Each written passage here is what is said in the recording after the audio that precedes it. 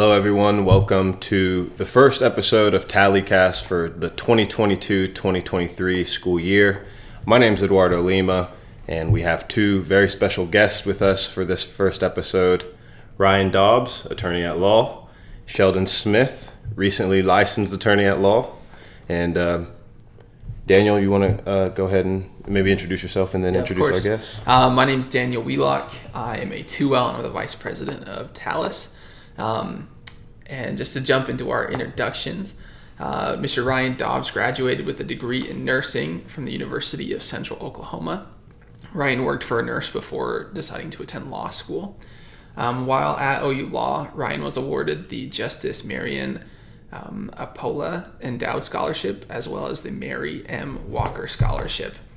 He was a distinguished speaker during OU's moot court competition and was a research assistant for Professor Kenton Bryce in the Center for Technology and Innovation in Practice. Ryan is the founder of Ryan Dobbs Legal PLLC, located on Main Street here in Norman.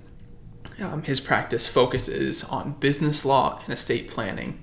Ryan is dear to us here at TALIS because he's the founding president of our society. So thank you, Ryan, for being here. Thank you for having me. Sheldon Smith graduated with a degree in electrical and computer engineering from Carnegie Mellon University, where he played offensive guard for the football team. Before attending law school, Sheldon worked as a software engineer, and while attending here at OU Law, Sheldon participated in moot court, where he and his team of 3 took 3rd place in their brief in the Elon moot court competition. He was also part of the Oklahoma Law Review. Sheldon sat for the bar back in July, passed, and was sworn in a few days ago, and recently joined his father at 222 Injury Lawyers located in Tulsa. And personally to us as well, Sheldon is Eduardo's predecessor, this last year's president of TALIS. So thank you for being here, Sheldon. Of course. Maybe just to start, Mr. Dobbs, I want to bring you back to whenever you decided to start TALIS. Maybe you can tell us a little bit about the motivation, what inspired you, and what was your view and vision for the organization. So we got to go back a few years. President Gallagher came in for a short time before President Harris kind of started moving up the ranks and moving around a little bit within the OU Law or OU family. It was kind of a running joke that President Gallagher was pretty tight with his figures, but it really came down to the point where he was having everyone count how many coffee cups we had. Wow. So the technology and legal innovation practice that we had here with the iPads and all the great stuff, being Apple certified schools, all that stuff was fantastic, but we weren't 100% sure that that was going to be a line item that new presidents and new people coming in saw the benefit of like we did. So it was an understood type of agreement that the students would champion the cause. So we started the Technology and Legal Innovation Society as a fallback just in case that program actually went away. So it was a tool-part program. We wanted to have some different opportunities to get some student involvement, have some people get in, different, research programs, different internships, different things like that, but also for the fact of the matter that the future was a little bit uncertain with some turmoil. So we had an opportunity to do a little bit of the best of both worlds and started a program that obviously has, succeeded over the last couple of years. So we appreciate you guys, carrying the torch and making things work. Yeah, well, we really appreciate that hard work that you put in initially. For you, what was it like starting out? Well, the ironic thing was selling the leadership on doing podcasts was a huge deal. Mainly because the high impact of what it is when someone can gain attention for a long amount of time and who says what, and it's not very controlled. Being able to prove it to the powers that be that this was going to be something that people liked, that it was a medium that would take off, that people would have an opportunity to hear it, made a lot of sense to the students who grew up with it. But for some of the folks that had said yes or no, it was a prove it type of a thing. The same thing comes with the websites. Having blogs, having individual blogs for students that have a voice and could say about anything they wanted. That was a soft foot movement, as we got going, because that was something that had to kind of be proven to the powers that be. Whereas as you get into practice, it's all about how you can communicate your voice and how to practice that. That made complete sense to me as someone who'd done that in business prior to law school. But a lot of people who were coming up through the TALIS organization, it was their first time writing words, on a blog or doing a podcast or being on video. And that helped to jumpstart a lot of people's careers and comfort level with what we do now. Absolutely. Yeah, that's one of my favorite parts about this organization, is just getting this opportunity to start kind of building your own personal brand. And I want to return at some point very shortly to what you did before law school, because you had a professional career before, very interesting. But Sheldon, I want to bring you back to your 1L year. I believe Ryan would have been the president during that time. Maybe I'm wrong there if my timing is off, but what attracted you to the organization, and then what made you continue to, stick with it, and what was the value to your OU law career? Yeah, so before law school, I had a background doing software, working in that field. So when I came to law school, I really wanted to find an opportunity to take that background and find some intersection with the practice of law. So I was looking and kind of expected there to be a void, and TALIS actually was already there to fill that void. So that's kind of what drew me to this organization, and ultimately why I was passionate about continuing it forward, being the president in the past, is I think it's important that law students and future lawyers are aware of technology that's out there and kind of are able to start thinking outside of the box when they're in law school. So Ryan, for you, when it first started out, and then Sheldon, you can build on, Professor Bryce is a great asset to us. What was he doing to encourage you as students as TALIS was starting? So Professor Bryce has always been, a big part of my law school career from the very beginning. He was really one of the reasons why I chose OU over some other opportunities that I had. I just felt like, I was here and I couldn't get this type of legal opportunity anywhere else. His excitement about technology really made a difference for us in our year, especially because it was the COVID year. So being familiar with Zoom meetings, familiar with interfaces like that, looking at some of the technology like these microphones and how to get set up was really important for us. And he probably doesn't understand how big of a part he played in that for a lot of us in my year. But like I was telling you guys earlier, this is the first time I've been back to campus since March of 2020, because we never came back after spring break. So after that, everything was the Zoom School of Law. And I took the very first test in family law too that was ever given online. And that was a huge deal. Professor Spector, who's since retired, is an elderly gentleman. He is not a computer guy. It was a learning process all the way around, but we pulled it off with flying colors. And part of it has to do with Ken. And he really has given me opportunities, especially in my first year, being able to go to Tech Show, to be able to meet people like Jim Calloway, who, those relationships have led me to speaking engagements. I spoke at the Solo Small Firm Conference this year over legal marketing. Just things like that all come back to Kenton. And, I've had to reach out to him several times just to show my appreciation. But he was very encouraging of, giving the students opportunities to learn and really understand what technology could do. Because in that circle, especially the Tech Show circle of people who are using legal technology to benefit the world, not everybody gets to see it because we're in classes. So being able to expose everybody to that was really important. What do you think? How Professor Bryce help you in the past couple of years? I think the way that Ryan kind of described it to begin with really hits the nail on the head. Professor Bryce just has a contagious excitement for legal technology. He's one of those people that you start talking to him about legal technology and what things might look like in the future, and he's just one step ahead of you, on the forefront of thinking about different options. And because of that, I think that he provides a lot of support for students that are interested in that. So that's kind of been my experience with him. He had a position that was a research type position, doing research on technology and law, looking at other schools, what their programs look like. So he's just he's been a forward thinker throughout the process on, how can I encourage students to do this, because he's so passionate and enthusiastic about it himself. So I want to bring you guys back to your 1L year again. A lot of the people who are going to be listening to this are probably going to be 1Ls, new students. What piece of advice would you give yourself then, now that you are out practicing law, or what piece of advice do you have for new students who are coming in? Mine's going to be atypical and probably not what a lot of people want to hear, but don't take it too seriously. I mean, find some enjoyment in it. There's enough stress. You don't have to beat yourself up. There's lots of tools out there to help you learn. You can develop your own. I built chatbots to teach myself my 1L outlines. Okay.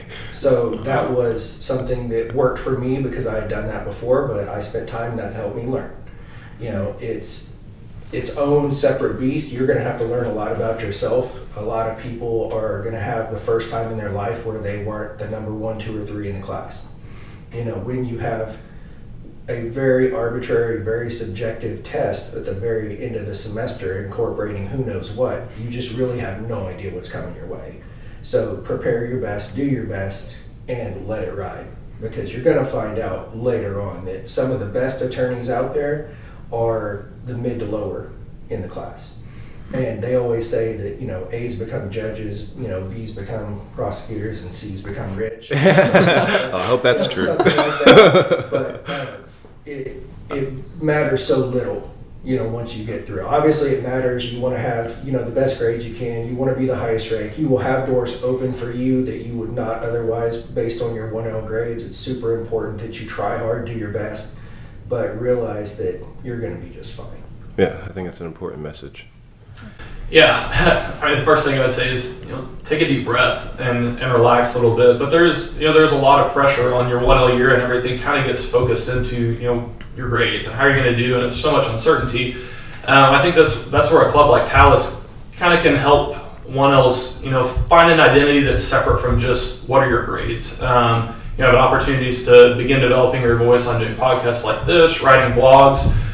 Because that's something that stays with you after law school. I mean, yeah, your grades and your transcript comes as well, but if you're a 1L or even before you come to law school, starting to develop your own kind of brand. I'm going to be an attorney. Here's what I think about this. Just building some kind of online presence. I think that's something that you can start as a 1L. That's kind of a different sort of mindset, but begins to pay off a lot further on in your career. I want to touch on building your brand while you're in law school. For a lot of us, we don't know what we want to do in the end. For both of you, you're applying entrepreneurial skills as well as your lawyering skills, starting up your own firms and working through all those challenges. What are some ways that we can start as students now thinking about if we want to start a firm, what should we be doing right now to prepare for that? In my experience, I think that the more practical knowledge you can get while you're in law school, I mean, that's huge. Doing things like clinic, doing internships. For me personally, I think finding a mentor is really, if you think you're going to go down the route of starting a law firm right out of law school or shortly, after coming out of law school, finding good mentorship is really the key to it. To having somebody tell you, here's how to go about that is my opinion. Well, for me, I knew I was going to have my own firm before I even started law Cool. school. I mean, it was my path. So I spent law school collecting relationships of vendors, individuals, mentors, people ahead of me that I could reach out to and look at. So when I knew I was going to open my practice, I knew what insurance I needed. I knew what licenses I was going to have. I knew what, I was going to use for content management. Shout out Clio, those kind of things that we all had in the back pocket, but you didn't really have experience in. I'd already put my bundle together. So everything was already a package deal when I opened up. So I didn't have any guesswork. I hit the ground running. I was profitable my very first month. And it came from, having them, what a website needs to look like for law, what type of things translate, what type of brand, outwardly facing that you want to have to your consumer. Everybody needs to know that you're a normal human being. Most people think of lawyers as something else, or they have heard stories, or they think that, you're going to steal all their money, or, however you want to frame it in your own mind, the more you show them that you're real and you care. And that may be by family, pictures. That may be by reposting, informative things while you're in law school, making comments about, different things in the news, about legal things and how to explain that a little bit. You're not giving legal advice, but you're showing that there are some things that are more important and for the people around you and that you care about to watch out for that. I want to just kind of springboard off of something you just said, because one thing that I've personally struggled with, and I know I've heard other people struggle with, is as a law student, especially, as a young law student, you feel like I don't have anything to say, or I'm afraid to say the wrong thing, or, what if, I'm just afraid that I'm going to say something or write something embarrassing. What's your message to someone who's feeling this way? The advice that I've heard is write about what somebody else wrote about. If someone else is an authority in the field, just write something that's commentary on it. Then you're not in the need to be black and white, right and wrong. It's just your opinion on what someone else said. So it kind of gives you a starting point to work off of, kind of a way to get your feet wet. You'll also learn a lot about disclaimers once you get into practice. You can always put something on there that this is my own opinion, this is not legal advice. You can draw a line with that, but also speak about what you know. If you're outside of left field or you just learned something in secure transactions, it's probably not a good idea to start giving a lecture online about it. Pick and choose, be good about it. But, for one of the things that came out, the Lime scooters showed up in Norman around about the time that we were in school. So one of the law firms downtown wrote an article about, can you get a DUI on a Lime scooter? I reposted that article and gave a little comment. Just like Sheldon said, that is helpful to the people who watch me and position me as somebody to look to for advice later on. So when I do post things with more commentary, they know that it's beneficial and it can be helpful. So for us as students, for me coming in, I'm a first generation law student, don't have anybody, to kind of show me the ropes. How do I get connected with these people who know what they're talking about? Last year as a 1L, I was really intimidated by law review articles, didn't want to think about them, didn't want to touch them or read them. How do we get involved, and how do we gather the information in order to, inform ourselves about what's going on? So for me, I'm in estate planning, small business. There are actually manuals that you can get a hold of for forms, things like that. There are also things from the Bar Association, OklahomaForums.com, things like that can kind of give you a jump start on developing your portfolio of things that you need. But then there's also groups within the Bar Association, the Young Lawyers Division, individual sections like the estate planning section, family law division, and things like that you can get a part of right off the bat and start building some relationships that way. You're going to meet people along the way, like Sheldon and I, that you can call on later on. Everybody at OU Law, I've never come across anybody that's not willing to help. You're a phone call away. So when I was in school, I started looking at people that, maybe came to speak to us. I would invite them to coffee or, for lunch. I'd go out of my way to go to them, make it easy on them, but reach out and start just developing that relationship as far as, a give relationship from your side. How can you benefit them? Is there anything they can do? Can you help them around their office? Anything like that to start developing the relationships.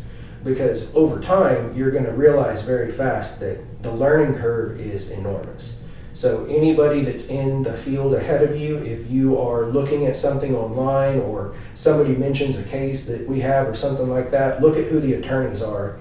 Then go read some of the things they've written on OSCN.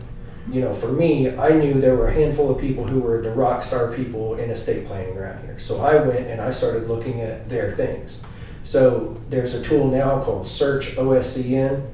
That it's a paid for service, but you can go in and search out of the database. And when you find people that are doing good work, those are the people you call.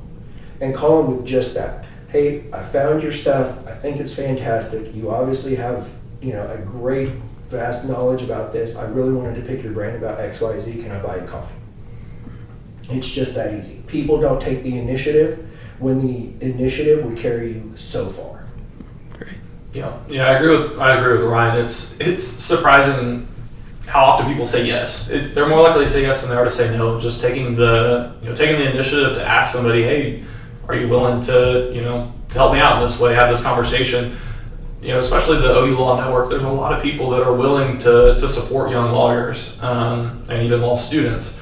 Kind of other organizations, Ryan mentioned divisions of the Bar Association. I know on the plaintiff side, they also have the Oklahoma Association for Justice, has a very active listserv They're real supportive. I think that that's also an area that even as a law student that you can kind of make yourself useful to other people, because they'll ask, hey, has anyone dealt with this particular legal issue? And it's just kind of a weird fringe thing. If someone's already dealt with it, they'll address it. But it's a place where as a law student, you might be like, hey, I'm a law student, but here's some research that may be useful to kind of start building relationships, building ways where it's like, oh, that guy did great research for me on that. Let me give him a call to see if he needs a clerkship, something like that.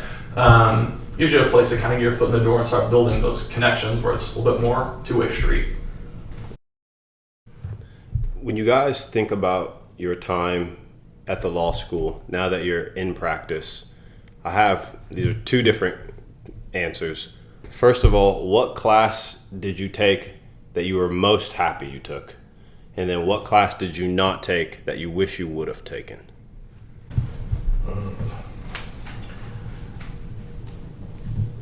Something that I am so happy that I took. I mean, I had Professor Guzman for Wills and Trusts, and that class was invaluable. That was the jumping point for me. I really thought I was going to do something more on like the med mal side, but having a health background prior to this, being able to assist people in their transition and prepare for their end of life really was a big deal for me. And the way she presented it was top notch. I mean, she's by far one of the best professors I've ever had. As far as something I wish I would have taken, there were some seminar classes that got filled up really fast. You guys never had the pleasure of Professor Nippenberg. He still teaches every now and then. He taught a seminar last semester. He had a seminar on corporation and something along the line of business. I mean, it was shut down immediately. And my last name starts with D, and I was already blocked out of it. I mean, we were right at the very beginning, and I couldn't get it. But that was one thing that his knowledge of, especially the corporate code, it's next level. Okay. I mean, you'll look at that book after the fact when you're out of that class, and it's just like a foreign language. I mean, you really missed out if you didn't get a chance to really learn that in school. And having that extra little bit, I felt like was huge for me because I do that work, but also, being able to take some of those extra classes that, there were the required stuff that, you couldn't get into the first part of 2L that you took the 3L, and then you kind of missed out on some of those seminars because you were filled with the big stuff. But, that one I probably would say was the one I missed out on. Okay. Sure. I think for me, probably the most useful class, and I enjoyed it too, is doing legal clinic. I did 3 semesters in the clinic, and you get a good amount of exposure to legal issues, but there's a lot of just like day one stuff that you start doing in the clinic that you might not necessarily do in an internship, like calling clients, sending letters. Just for me, that wasn't an area that I was comfortable with coming into law school. I had a lot of experience interacting with clients, talking to them on the phone, making a second phone call because you forgot to ask the right question the first time you talked to them. And the legal clinic kind of gives you the ability to make those mistakes and kind of start coming out of your shell while you're still in law school with maybe areas that you're not as familiar with beforehand. In terms of classes that I wish I had taken, the main class I wish I'd taken was insurance law. It wasn't a class that was offered, but for the line of work that I'm in, I mean, insurance is all we deal with. Our slogan's "We sue insurance companies." At the end of the day, insurance is a lot of the time what it comes down to in our line of work. So that's a class I definitely would have loved to have taken. Could you talk a little bit more about the clinics? What were some prereqs that were required of you? What type of work did you do, and really kind of how you see that helping you going forward? Yeah, so I believe that you have to take evidence before you can get in clinic, and then they have an accompanying class that's litigation skills. So it kind of goes through in a classroom setting, talking to a client counseling, how to do negotiation, how to take a deposition, making basic pleadings. So it kind of teaches you that part of it. And then the clinic experience, there's 2 different clinics. There's a civil clinic and a criminal defense clinic, and they're pretty different. If you're doing the civil clinic, it's primarily family law, doing paternity things, a lot of divorces, things of that nature. Whereas criminal defense, you're doing a lot of misdemeanors. So on the civil side of things, you send out interrogatories, you draft pleadings, kind of things take a little bit longer. versus the criminal defense side is a little bit more fast-paced. There's more stuff going on, a lot more court appearances. It was at least my experience that you're in the courtroom a lot more often because you're making a lot more appearances to, for a generic kind of hearing type thing. Yeah, I would recommend the clinic to people who are going to go on their own or even think they are. I did 3 semesters in the clinic as well, and I would do both the family law and the criminal if you have a chance. Part of the beauty of it is to learn what you don't like, and being able to see both sides of the fence, because those are opportunities that you will have right out of school. If you hang your shingle, those will be people that call you, both of those type of people.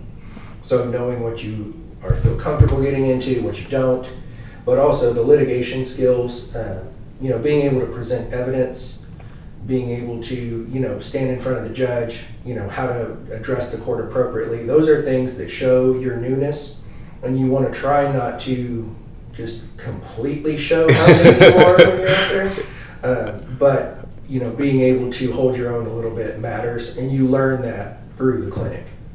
Okay, that's great. Tying into that too, another class that I really liked, and it's hard to get into as a 2L, but trial techniques I felt like was one of the most valuable classes I took. Because every week you're up in front doing public speaking. Every week there's some kind of exercise you're doing to, like I said before, getting out of your shell, practicing different things. I had Professor Roberts for it. She was excellent.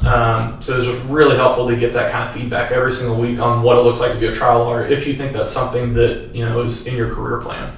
That's great advice. Thank you. I kind of want to take a little bit of a step back, because some people who are listening to this are going to be potential OU law students, right? People who are thinking about applying.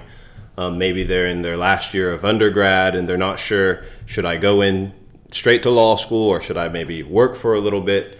One thing that's unique about both of you guys, maybe it's not extremely unique because a lot of students do go and work before law school, but you guys did both have professional experience before law school. So maybe you can just weigh in kind of on the debate between, K through JD versus taking some time to work, and then also explain how because we were talking off camera, the connection between your experience in medicine and how you got into the law school I thought was really interesting. So maybe if you guys can give your opinion on, that sort of debate, if you will. Yeah, in my opinion, I think it, like anything else, it depends on the person, depends on your personality type. For me, I felt like coming to law school wasn't really my plan initially, so it wasn't an intentional taking a gap year in between undergrad and law school. But I felt like for me it was really helpful, having a full-time job, working, getting used to that type of regimen, because, there's obviously being intelligent is a large part of law school, but another large part of it is being able to stay consistent and sit down and do a lot of stuff, read for a long time. So I think kind of having that year where I got used to having that kind of structure where you go and you do things you don't necessarily like all day long, but you get used to it, I thought translated well to having the same kind of structure in law school of, showing up, reading for class, being prepared for class. I thought that was a good primer for practice law or law school.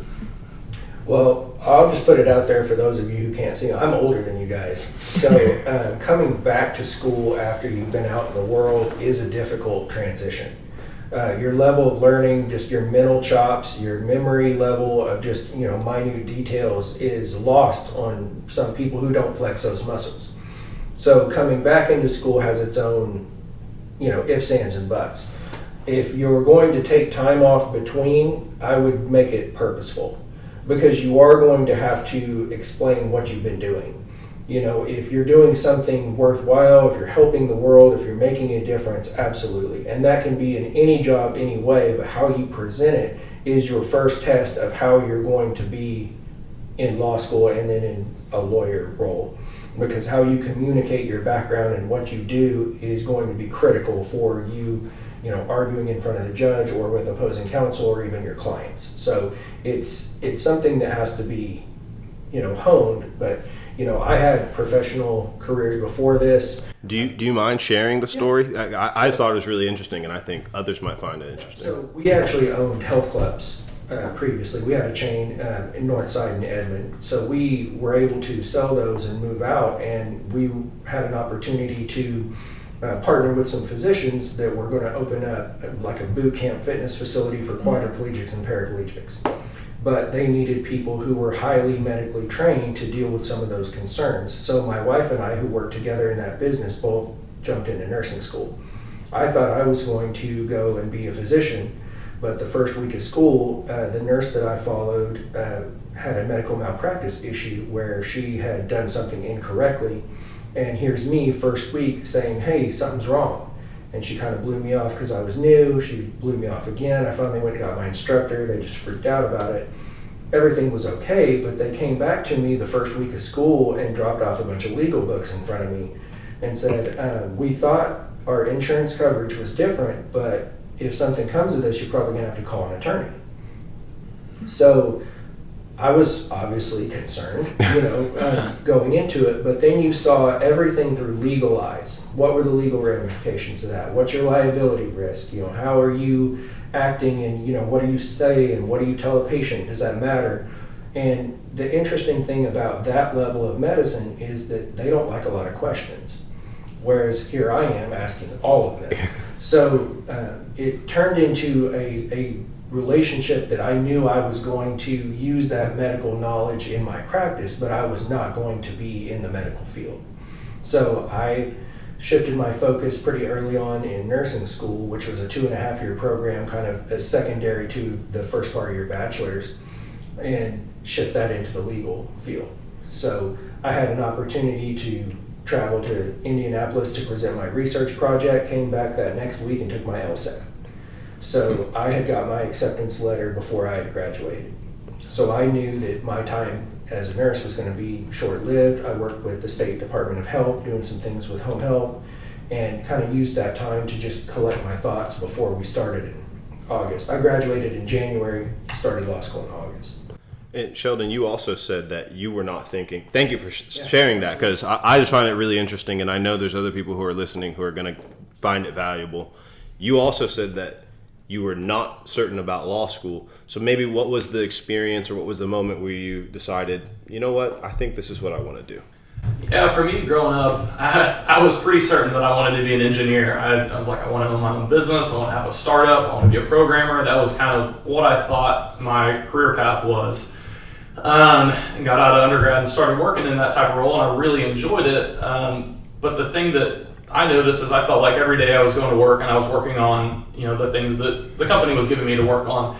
And because of that, I didn't feel like I was exposed to areas where there were pain points. I was working on the pain points for our market, but I wasn't seeing other ones. So with that in mind, I kind of thought, well, maybe a better path is to do a completely different career and bring this skill set with me so that, as I'm working and see these pain points, it's like, oh, I can take this and I can address it in some way. So that's kind of the thought process that led me to start thinking, well, what can I do differently? And I was fortunate that my dad's an attorney, and that's, an area that I've been around. I knew that the practice of law, especially pre-COVID, is an area that's kind of dated. And Yes, for good yes. reason, for some reasons, for other reasons, maybe not so much. But I felt like that it was an area that was pretty ripe for innovation and kind of having that type of mindset. So I felt like that there could be a good opportunity there. Well, we really appreciate you guys sharing those thoughts.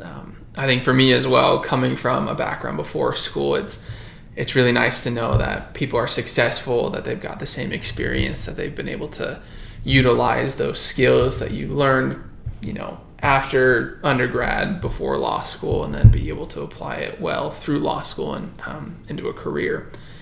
So we want to transition to a little bit of talking about how you guys within your own firms are utilizing technology. If you could talk a little bit about, especially as, hanging out your own shingle, starting from the ground up, how are you guys utilizing the skills you learned while in TALIS, while in school to better yourselves, to, as you said, Ryan, to get yourself a kickstart and hit the ground running, but as well, things that you're looking forward to without giving away any trade secrets, that implementing those in the future to keep adapting with the change. So for us, kind of everything starts with our case management software. We use FileVine. The reason that we picked FileVine is it's really customizable. It kind of has a little bit more of a learning curve. We felt like it was a software that we could use to build it around our processes rather than kind of having to adapt what it had out of the box. But kind of talking about processes, I think that whenever you touch on technology, for me, I came into it with all these ideas of how we could use this different technology. We can do this, we can do that. But the piece that you kind of forget about, or at least I forgot about, is you have to have processes written down of how you're going to do things. So, we get this filing in, we do step X, step Y, step Z, and the software supplements that, but taking the time to think through, what your processes look like, and then finding software that fits those pieces, I think so far has been my experience with that. So we are 100% based on technology. So we run a virtual firm for the most part. So while we have brick and mortar, office space, we run everything pretty much virtually. So the input comes in from the client. People are able to receive their fee agreements, pay online, everything from the initial consultation. As soon as I press the button, everything goes out automatically. Once they send their intake form back, it automatically populates all their intake documents up to the first hearing. So for a family law, case, for example, it would populate the petition, the notice, the summons, the TO, everything up to the first hearing date. We walk it across the street and file it. So it's hands off.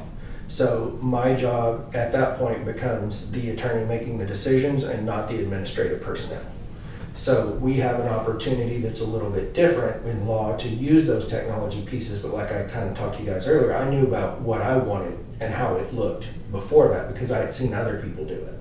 So everything is very fast, very, very quick. The turnover is easy. I have virtual paralegals, I have virtual office staff that answers the phone.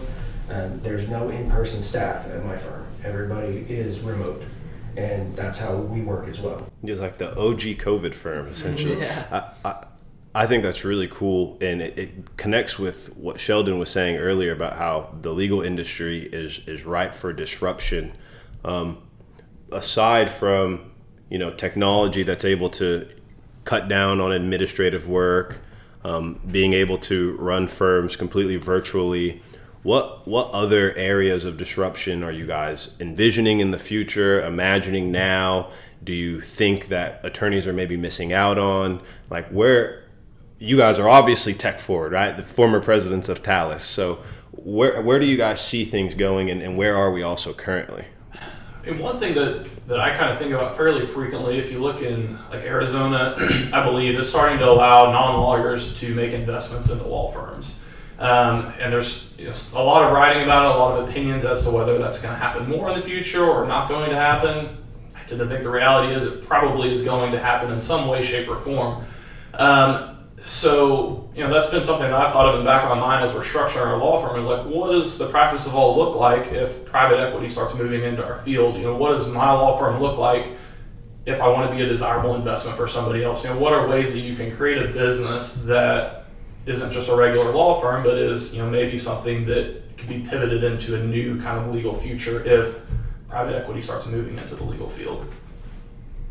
So one of the things that the Clio Trends report that comes out every year that you guys should look at that if you haven't, it talks about the discrepancy between the people who know they have a legal problem and use an attorney and those that don't.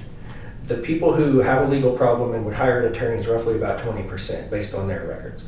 The 80% of people who have a legal issue and don't hire an attorney is my focus. Okay. My focus is more of a volume, lower cost, because the technology piece has eliminated my bottleneck so I can handle more clientele and I can move quickly. So I'm focused on a lower cost, more automated system that can reach more people. Because let's be honest, Oklahoma is up and coming, but that doesn't mean that everybody and their dog, especially small business owners, can afford $500, $600, $700 an hour at big firms. Yeah. So there has to be some help for those people who need it, but can't necessarily reach that deep into their pockets.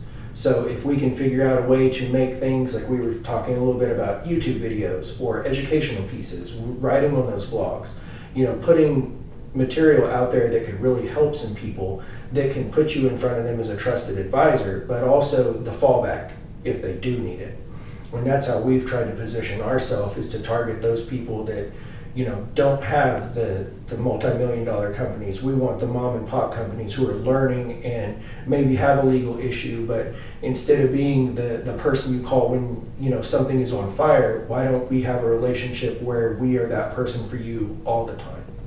So looking at different products and different material sets that we can get involved where, it might be a small retainer, or it might be a one-time fee, or maybe a flat fee that doesn't involve an hourly basis, and how we can help the community that way.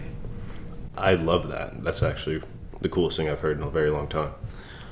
I think something that for us as students that we worry about, I think Eduardo hit on it a little bit, is just the worry that we're not doing it well enough. How would you guys, talking with us as law students and to our audience, what's some advice that you guys have when you're creating the content, when you're building out your practice, trying to reach that 80% of people? Do you guys have kids? I do. Okay. One on the way. Well, when you're a parent, you realize that everybody's just kind of faking it. Like, no one really knows what's going on. Sure. We're all just pretending like we do. You're going to see that so much in your legal profession that you're going to be shocked by it. You're going to have this expectation that the pleadings that come to you are immaculate, that they are well edited, well written, punctuation's correct, everything, and then you get something that looks like it was drafted in crayon. And this guy's got 20 years, where is this coming from? And everybody has their own level of acceptance of what is enough. And it's not a knock on anybody. It doesn't mean that they're not great at their job or incredible lawyers, but what it does mean is sometimes you are looking at someone who's running their own firm and is just completely stressed out, or has too many cases, or can't hire the workload, or lost somebody, and they're picking up the pieces. So, take everybody with a grain of salt, but you are going to see some stuff out there that will make you feel a lot better about your prep. I felt tremendous coming out of OU Law at my level of prep after doing the clinic, having some opportunities and getting in front of some actual clients, that I was able to hit the ground running. And not everybody is like that. Yeah, I agree with Ryan in terms of how OU prepared me for life after law school. On the legal side of things, I mean, sometimes obviously you have to research different issues that are new, but I feel like I have a grasp on a baseline of how things work, how to find the answers to the questions that I have. On the legal side of things, I really feel like the OU Law prepared me well for that. On the practicing side of things, I've had my bar card for 6 days now, so I'm basically still on fire. Every decision I make we were talking about this before, it's hard to know the consequences of things. What's a big decision and what's something that's like, this isn't that big of a deal. And I don't really have great advice for what to do yet. So far, my advice is you just kind of have to wing it. You just keep going about it, and sometimes it's trial by fire. I think that's where the mentorship piece really comes in, asking somebody else, hey, how do you go about this? And then just kind of being willing to take some risks, not necessarily take risks on behalf of your clients, but just kind of stepping outside of your comfort zone and just starting to do things and figure out how they work. I think ultimately, like Ryan said, most lawyers are faking it until they make it. Everybody else is also making that mistake because they didn't know what they were supposed to do the first time that they did it. And most of the time, most mistakes can be unwound. They can be resolved. So just kind of take a deep breath. That kind of goes along with the whole, your relationship with opposing counsel on cases. Treat everybody with respect. You never know who you're going to run across later. I've actually had opposing counsel refer me people while we have cases together. Wow. So, treat them like a human being. Realize that everybody's got, something going on. If they need leeway, let them. There was somebody that was a colleague of mine that had a death in the family, and opposing counsel wouldn't move the case for a funeral. That kind of stuff just really has no place. We're too small a community. There's not enough of us, especially locally here in Oklahoma City and Norman, Cleveland County. We see everybody all the time. So, treat everybody well, and it will come back to you. I really like that message as well. Yeah, we had just as an aside, in one of my classes, Judge Chung from the Oklahoma County came down and talked to us, and she said, judges talk. They notice a lot of things. Jurors notice a lot of things. And if you get a bad rap, it's hard to walk that back. One of the things that you're going to learn is when to admit fault or admit failure. If you're arguing a point and you can't overcome it, you take it. You're not going to win everything. Sure. If you say that you can concede to these facts, that's going to go a long way instead of just trying to die on it, in front of the judge. And your preparedness matters. So if you've got your paperwork in order, you've got your ducks in a row, you're not having to ask for favors, you're not having to come back later, they don't know you because you're sloppy, that will go a long way as a new attorney. I had a very respected judge stop me after a case, a few weeks ago, when we were just talking. He was asking about my practice, and he realized that I'd only been an attorney since 2020. He couldn't believe it. And those are the compliments you want, because whether they talk or not, the people you're in front of matter, because those are the people that are the decision makers for your cases and your clients. Well, we're getting towards the end of our time together, and obviously want to preemptively thank you guys. I think we have kind of two questions to sort of kind of wrap up our time together. The first one is, to people who are thinking about coming to OU Law, what message do you have to them in terms of what the university did for you and what it could potentially do for them? I think, kind of segueing off of what Ryan just said, the reality of the practice of law in Oklahoma is that it's a small community. It's a smaller market, and I think if you're planning on practicing in the state of Oklahoma, OU Law is the best choice you can make in terms of the connections you're going to make, the alumni you're going to meet as you go out, and the education you're going to get. And at the price that they have a great value for the amount of scholarships and even just tuition at sticker price. OU Law really puts you in a position where you can succeed, especially if you're wanting to stay in Oklahoma, and even if you're wanting to go elsewhere, but especially in the state of Oklahoma, it's just hard to beat OU Law.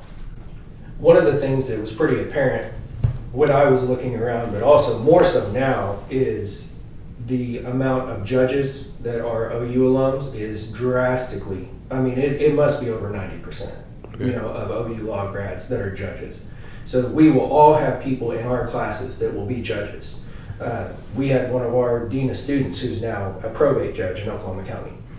So that's kind of ironic that we had beers out there in the Commons, quite a few times, and now I'm in front of him, every other week or so in probate court. Shout out Dean Dishman. Yeah. But those kind of relationships are fantastic. I don't get any special favors. He's actually harder on me, I think, than others, but there's an expectation there. And, when you're looking at that, you're looking at how forward-thinking people are and how the people at OU Law are changing the legal landscape here.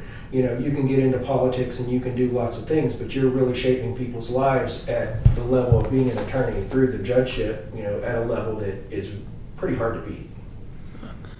And our final question for you guys: how can law students, how can we start implementing technology to better ourselves, to make us more efficient, more ethical, what OU wants us to be as an attorney?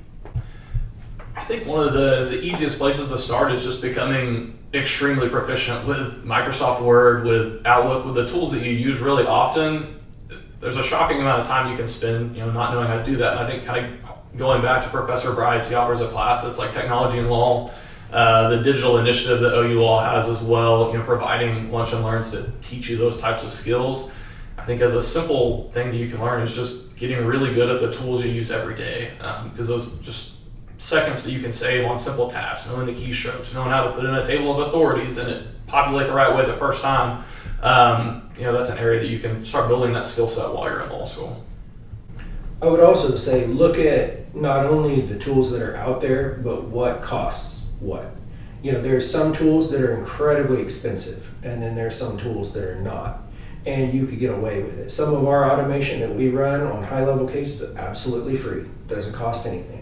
It's using things like the form tool, which is completely free, which is a population of documents tool. You can get proficient at that before you branch out and have the money to spend on more fancy tools. Learning how to bootstrap when you have to is very important, especially for those who want to jump out on their own. But looking at what's available and asking to get in front of them. You'd be surprised if you reached out to a vendor and said, hey, I'm a student, can I have your product for free while I'm in law school? You'll get all of it. So Case One was what I used at their product that did chatbots to put my outlines together. That was completely free, and that was hundreds and hundreds of dollars a month. That's smart. That we got for free. And those were things that I just took upon myself and reached out. Not everybody is willing to do that. and that kind of stuff will set you apart. Learning how to use the tools, but also how to improve some of those tools will make you valuable. I had internship offers out of the blue from people that heard about this or that, or podcasts when we did it, or things like that. So getting in front of things and being involved will jumpstart you, because those things will fall in your lap. Well, guys, thank you so much for being here. For our students, all our listeners, where can they find you? Instagrams, LinkedIn's, your personal websites. Yeah, so we're 222 injury lawyers. They said we're located in Tulsa, but we do personal injury cases across the state of Oklahoma, suing insurance companies when they don't treat people right. So you can find us on 222injury.com. That's our handle on Facebook, Instagram at 222injury. I'm at ryandobbslegal.com. That's our main site. You can also find us at Green Flame Consulting. We help law firms with their marketing and website development, business development on that. And you can also find me at lawschool2lawfirm.com. We help people coming out of law school develop their own process and open up shop. Well, thank you, Ryan Dobbs and Sheldon Smith, for joining us. To the viewers, make sure you subscribe, like, and we'll see you in the next episode. Thanks, guys. Thank you. Thank you.